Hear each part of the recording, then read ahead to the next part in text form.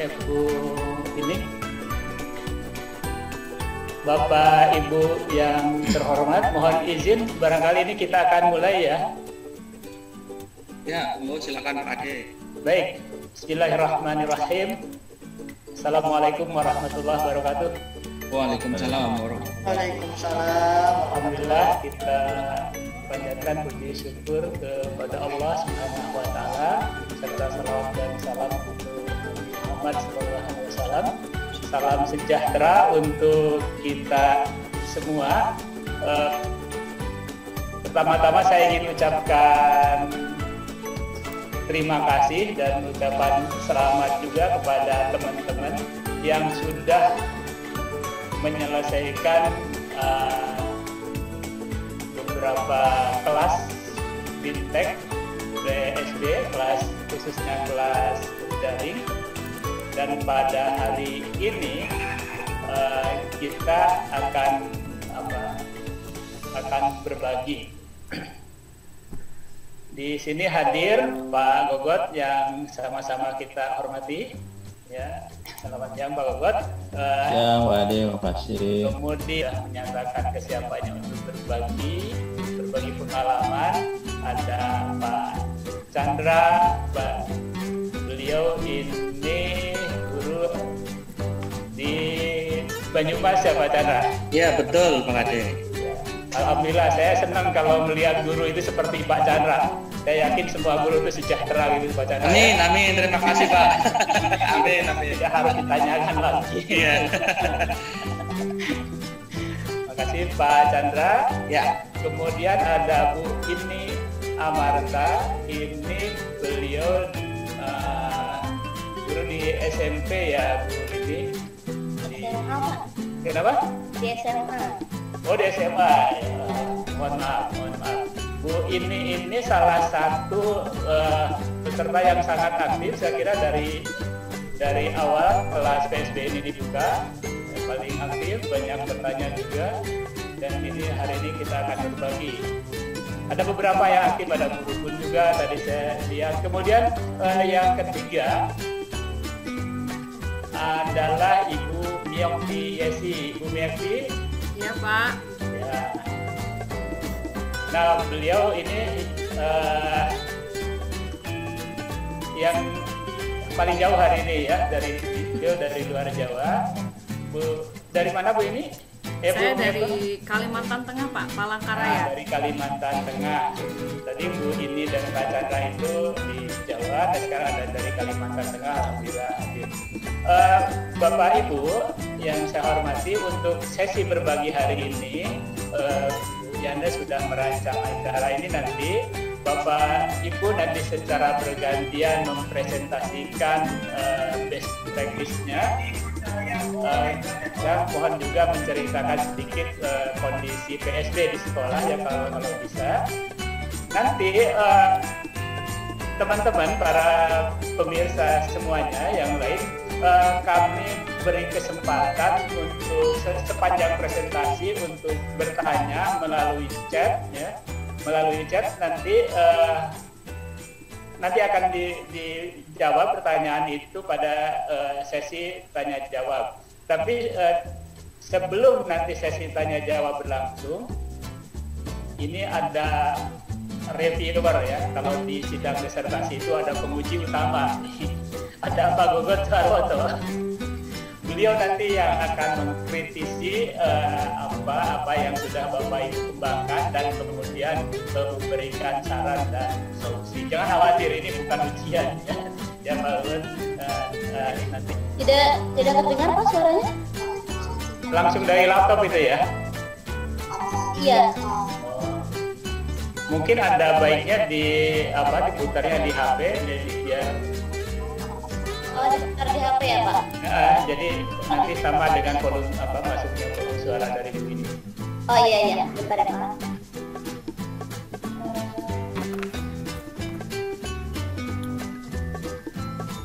Ya ini saya sudah mulai play.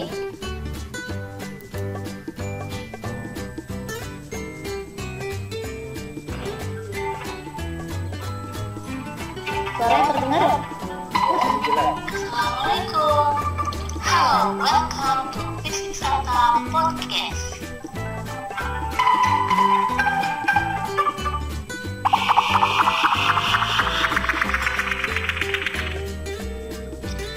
Ya, podcast kali ini kita akan membahas mengenai pemanasan global ya, atau yang biasa kita dengar yaitu dengan sebutan global warming.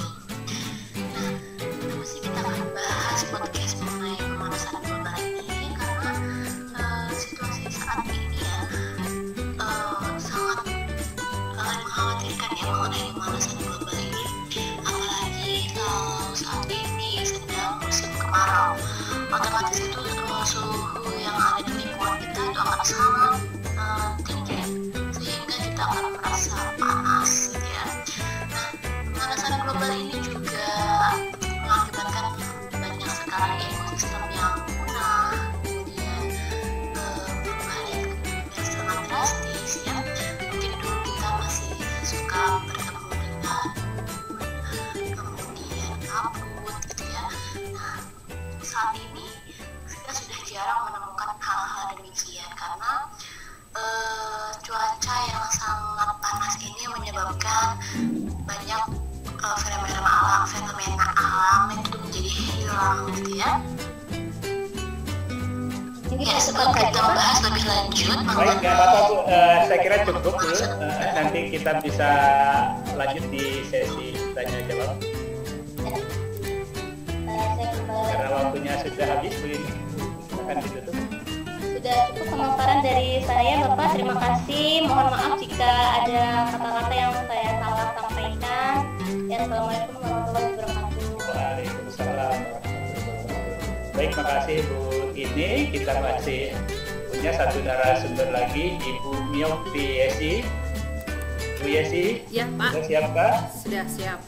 Baik, kami persilakan langsung Bu. Saya langsung screen aja. Boleh, silakan. Sebelumnya saya mengucapkan terima kasih kepada Pak Ade yang sudah memberikan kesempatan untuk saya mempresentasikan best practice saya.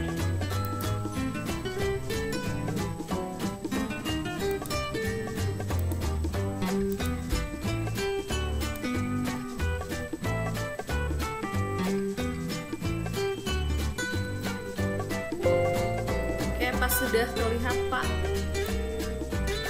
Oke, terlihat Bu. Sini saya menyampaikan tentang hipermedia interaktif. Saya di sini sebenarnya menggunakan iSpring pada materi pembelajaran kimia kelas 12 di SMA Negeri 7 Palangkaraya. Sekilas tentang saya lulusan S1 Pendidikan Kimia tahun 2008 di Universitas Palangkaraya. Kemudian saya melanjutkan di Magister Pendidikan Kimia pada tahun 2018 saya lulus juga di Universitas Palangkaraya. Saya bertugas di SMA Negeri 7 Palangkaraya mulai dari tahun 2010 sampai sekarang. Jaraknya dari kota itu sekitar 56 km atau 1 jam perjalanan jika menggunakan kendaraan bermotor. Kemudian blog saya, kemudian ini YouTube ini saya gunakan untuk mendokumentasikan setiap media pembelajaran yang saya buat, terutama dengan video dan yang lain-lainnya. Sini saya akan menjelaskan terkait dengan kenapa saya memilih ini. Abad 21 ini guru perlu merancang suatu pembelajaran yang dapat mengoperasi keterampilan abad 21 dan soft skill peserta didik. Kemudian dari perkembangan teknologi dan keterampilan pembelajaran abad 21 dan masa pandemi COVID-19 ini sehingga mendorong setiap guru bahkan sebelum platform pembelajaran itu memanfaatkan teknologi sehingga pembelajaran itu perlu didesain menggunakan konsep TPEC tersebut. Sedangkan di sekolah saya mengalami beberapa banyak kesulitan, terutama anak-anak ini untuk saya kelas 12 lintas minat untuk yang kimia. Anak-anak itu sulit berkomunikasi, terutama dalam mengungkapkan apa yang mereka pikirkan, apa yang mereka rasakan, dan saat menjawab pertanyaan itu hanya diungkapkan sekenanya saja tanpa berpikir. Nah, kendala yang dihadapi saat PJJ sekarang ini adalah bahwa sulit untuk melakukan pembelajaran daring dengan menggunakan metode atau moda sinkron sepenuhnya karena akses internet yang tidak merata. Di sekolah saya itu ada beberapa siswa, karena ada beberapa siswa yang dari kabupaten tetangga yang bersekolah di tempat saya. Jadi ada tempat yang di dekat kelurahan itu dia akses internetnya sangat bagus. Jadi anak-anak paling banyak di sekitar dekat sekolah. Jadi juga ada beberapa yang tinggal di kabupaten tetangga yang akses internetnya sangat lemah tapi masih bisa mengakses internet. Sehingga perlu dirancang suatu pembelajaran yang mana disesuaikan dengan kebutuhan peserta didik dan dapat menjawab kesulitan yang dialami terutama dalam proses pembelajaran. Nah, di sini saya merancang suatu media pembelajaran menggunakan iSpring. Kemudian hasilnya itu saya build menggunakan APK Builder Pro. Jadi ada yang bentuk HTML5, ada yang bentuk aplikasi Android. Mengapa saya menerapkan hal itu?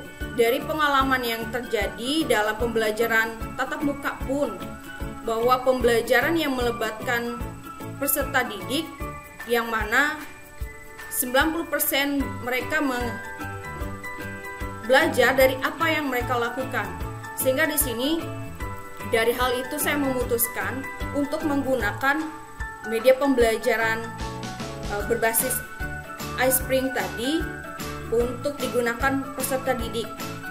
Kenapa saya gunakan di iSpring ini? Sebenarnya adalah tambahan dari PowerPoint. Jadi diinstal, kita punya PowerPoint, kemudian diinstal. Nah, di iSpring ini dia bersifat interaktif atau berbasis flash, dapat dibuka hampir di seluruh komputer dan platform. Jadi bisa digunakan dipublish dalam format HTML5, juga dalam bentuk video, juga dalam SCORM 1.2 untuk LMS.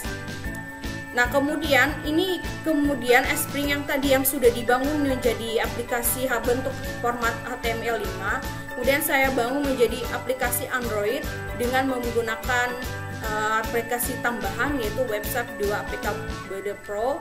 Kemudian yang ini dipergunakan menurut para ahli dan pendapat beberapa ahli, hasil pembangunan ini dapat diterapkan di kelas maupun pembelajaran jarak jauh. Nah, ini dapat diterapkan secara offline dan online. Kelebihannya di sini, kalau dia bentuk HTML5, anak-anak bisa mempergunakannya di HP.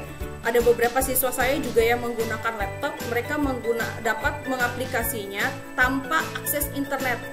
Kemudian yang diperlukan oleh mereka saat akses internet itu adalah saat mereka mengerjakan kuis.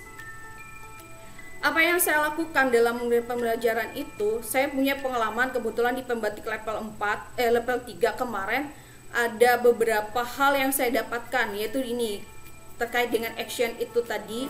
Dari hal itu saya mengonsepkan, menganalisis model. Sebelum saya merancang itu, saya buat dulu analisis menggunakan model Azure. Yang saya lakukan mulai analisis KE, KD, dan IPK-nya. Kemudian saya analisis mulai dari karakteristik peserta didik, kemudian dari kegunaan medianya, siapa yang menggunakan, dan ini mengalami evaluasi. Nah, tahap evaluasi ini saya lakukan bersama teman-teman di MGMP karena kemarin sebelum saya terapkan di kelas, saya susun dulu GBM-nya, kemudian indikator soft skill-nya, ini yang saya mau kembangkan di dalam kelas. Kemudian setelah saya susun, saya membuat medianya, membuat media pembelajarannya.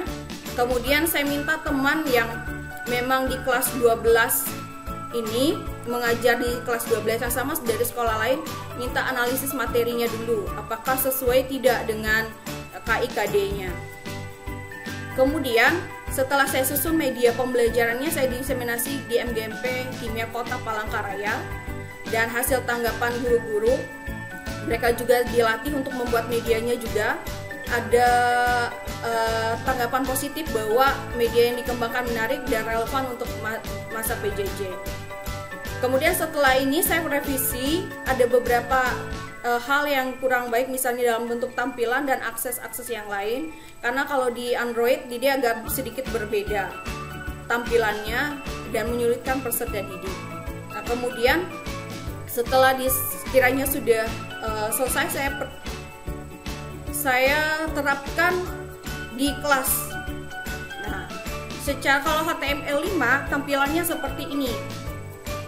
Jadi di halaman pertama saya buat menggunakan di PowerPoint saja.